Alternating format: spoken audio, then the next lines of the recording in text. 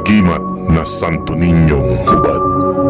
Isa ang Santo Niño na hubad sa pinakapopular na panggagayuma at pampaswerte sa negosyo.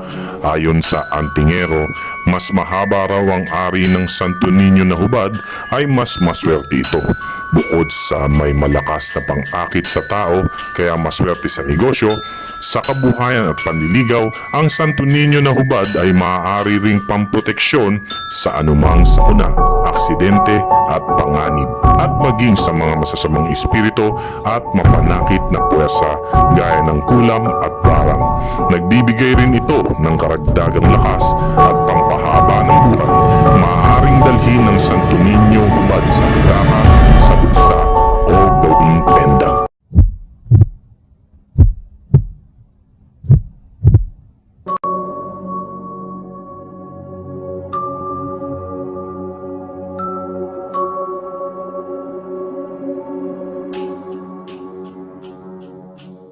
Representasyon ng bagong silang na sanggol galing sa sinapupunan ng kanyang ina. Ito ay walang saplot. Paalala sa atin na lahat tayo ay naging sanggol ng ating ama at ina. Pinagyaman tayo sa kalinga ng ating mga magulang upang tayo ay maging mabuting tao sa ating mga sarili, pamilya at komunidad. Kagaya din ni Jesus nang siya ay namuhay sa mundo na ito, kagaya natin na tao. Ang kapangyarihan ng Santo Niñong hubad ay gaya sa nararamdaman sa isang bagong silang na sanggol. Ang nagtataglay nito ay kinakalinga ng Diyos at binibigyan ng lahat ng pangangailangan sa tama at mabuting paraan. Mangyari na gamitin ito sa tama at mabuti, kagaya ng mabuhay ng disente, matalino, masaya, malusog, masagana, at matagumpay na naaayon sa batas. Iwasan ang pananamantala sa kapwa-tao. Umiwas tayo sa masama bago mahuli ang lahat. Walang magulang ang magbibigay ng alakdan sa anak na humihingi ng itlog para pantawid gutom. Pakaalalahanin natin ang mabuti ay para sa mabuti. Ang katagang tapat kahit baliktarin ay tapat. Hawakan ang dalawang kamay si Santo Niño at orasyonan ng mga katagang ito.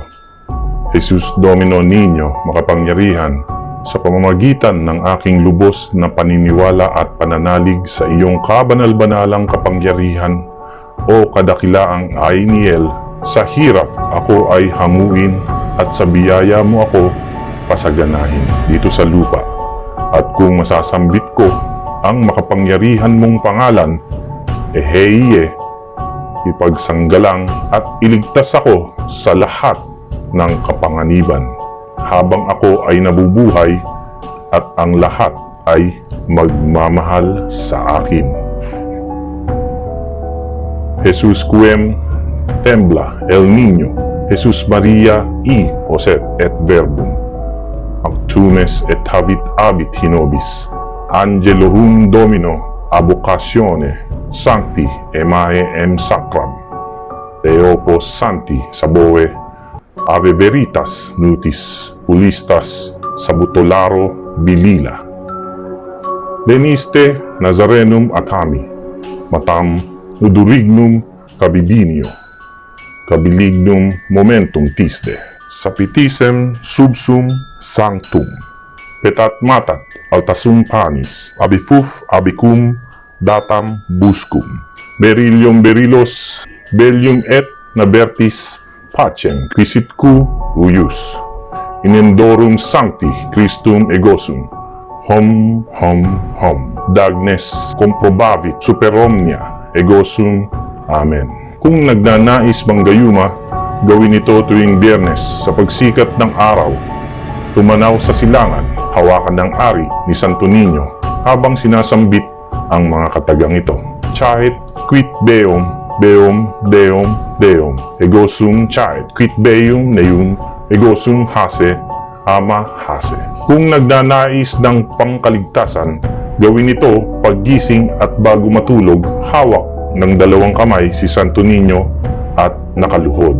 Abdio Babda Sibag Deneg Eova Salvane. Kung nais palakasin ang kapangyarihan ng Santo Niñong hubad, gawin nito paggising at bago matulog, hawak ng dalawang kamay si Santo Niño at nakaluhod. Haek, Dona Haek, Munera Haek, Sancta Sacrificia, Ilibata, Alsaces, La Torres, Kaenig, Ao, Ewi, Adna, Chelim, Gaiga, Pananigan, Mek, Mak, Maigsak, Masak, Masud, Uha, Aha, Ha, Jo, Haok, Abha, Hichaak, Jua, Ahuhahi.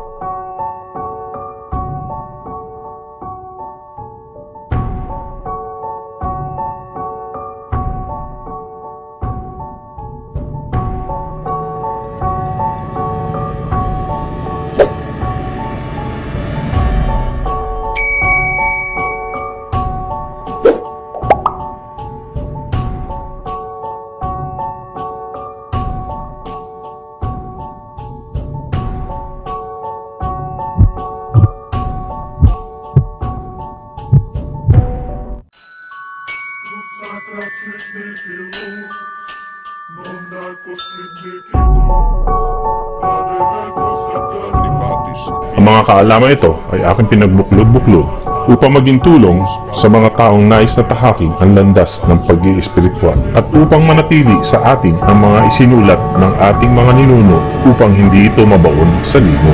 Akin pong ipinanalangin na sana ang magtataglay ng karunungan na ito ay may diwang makadiyos at makatao. Sana po ay gamitin po ninyo ang karunungan na ito sa kabutihan.